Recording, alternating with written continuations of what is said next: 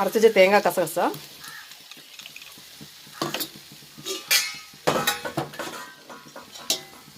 தண்ணி சேர்த்துடலாம்.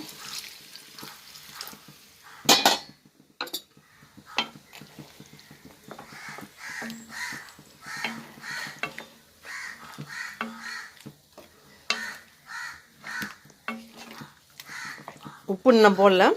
உருளைக்கிழங்கு நல்லா வெந்துச்சான்னு பார்த்துட்டு அதுக்கப்புறம் தான் உப்பு போடணும். முட்டை உடச்சி ஊற்றும் போது உப்பு போட்டுக்கலாம்.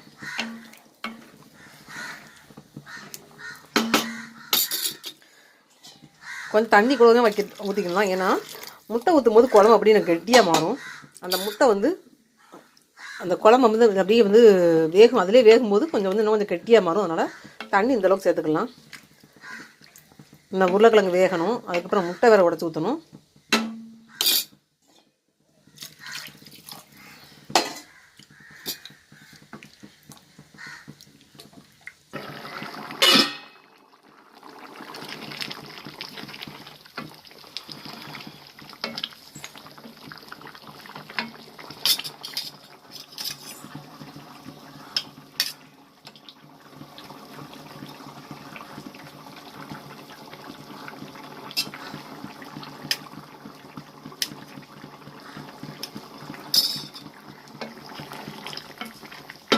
உருளைக்கிழங்கு கொஞ்சம் வேகணும்.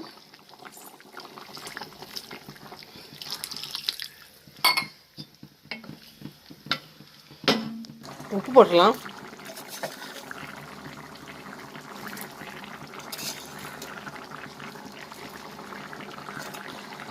இந்த முட்டை உடச்சி ஊற்ற போகிறோம் பார்த்தீங்களா, அதுக்கு சேர்த்து கணக்கு பண்ணி தான் உப்பு போடணும்.